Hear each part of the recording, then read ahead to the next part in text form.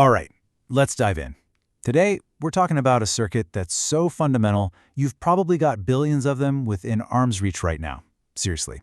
It's the unsung hero tucked inside almost every single microchip, and it is pretty much the reason our digital world works at all. But let's start with a question, just to frame this.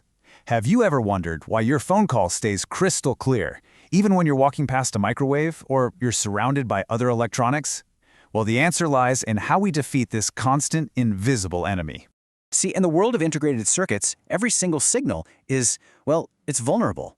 You've got interference from everything. Power supply flickers, stray radio waves, even other components right next to it. All of this stuff is constantly trying to corrupt the information we're trying to send, and that's what we call electronic noise.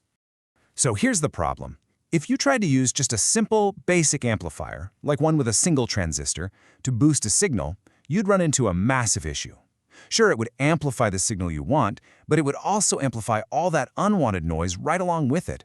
The output would just be a garbled mess. Clearly, a much better solution was needed, and fast. And that solution, well, it's as elegant as it is powerful. This is where the hero of our story comes in, the differential pair.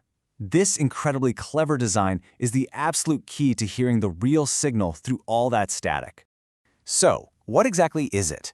Well, a differential pair is basically two perfectly matched transistors that work together, side by side.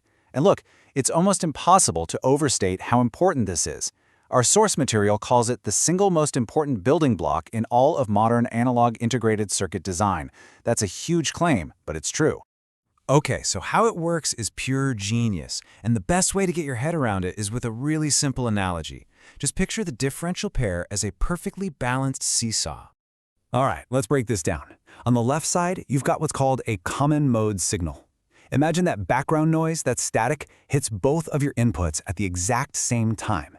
It's just like pushing down on both ends of the seesaw with equal force. What happens? Nothing, right? It stays perfectly balanced. The circuit just ignores it.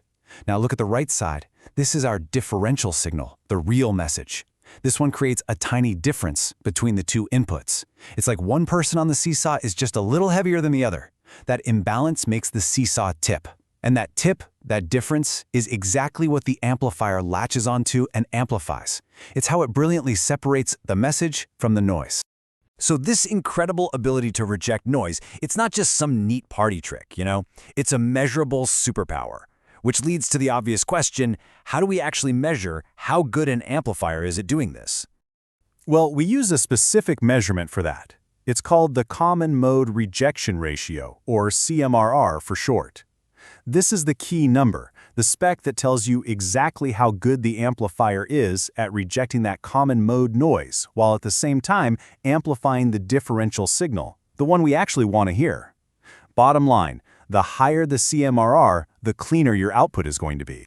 And the numbers here, they are honestly staggering. A typical differential amplifier might have a CMRR of 100,000 to 1. Let's just let that sink in for a second. That means the signal you actually want is amplified 100,000 times more strongly than any of that background noise that hits both inputs. I mean, that is just an incredible level of precision.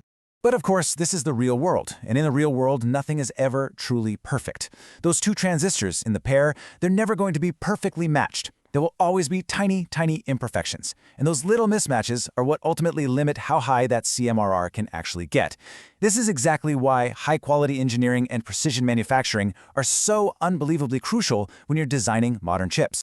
Now, the differential pair is amazing, but it's rarely used all by itself. Think of it more like a fundamental Lego brick.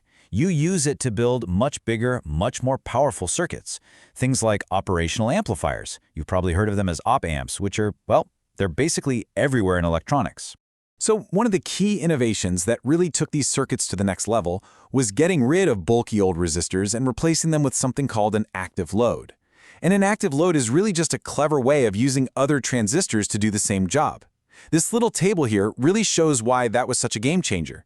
First, active loads are way more compact and efficient, which is huge for making things smaller.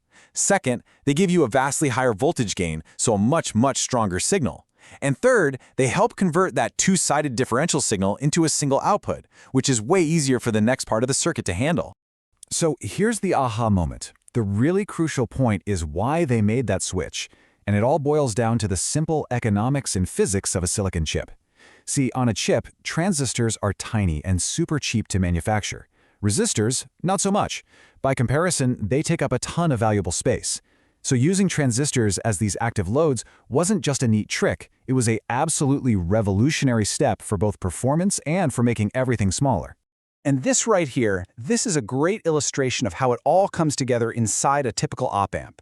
It really happens in 3 stages. Step 1 is the input stage. That's our hero, the differential pair, doing its job, rejecting noise, and giving us a clean signal to work with. Then, step 2 is the gain stage. Its whole purpose is to take that clean signal and just massively amplify it.